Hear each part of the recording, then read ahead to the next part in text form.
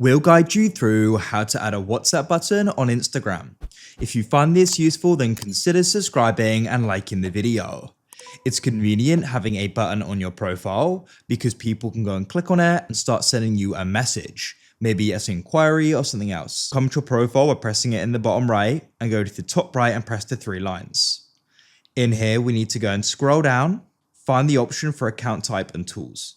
At the moment, this is a personal account. So let's go and switch to a professional. So we'll tap that there.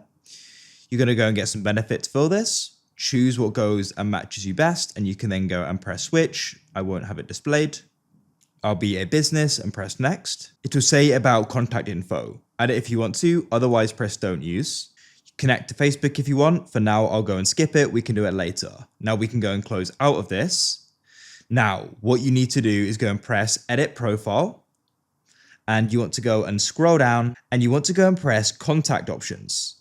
Now you want to go and find the option for, come down here and find WhatsApp business phone number. You'll need to have WhatsApp business, so you can download the WhatsApp business app and transfer your account to it. Choose your number or press enter a different number. Press send code, enter the code to go and verify it. I'll press not now. And if we come back to our profile, when you check your profile, you may be thinking it's not there, but press edit profile and go down to profile display and switch on display contact info and press the tick, return, and the WhatsApp button's then there.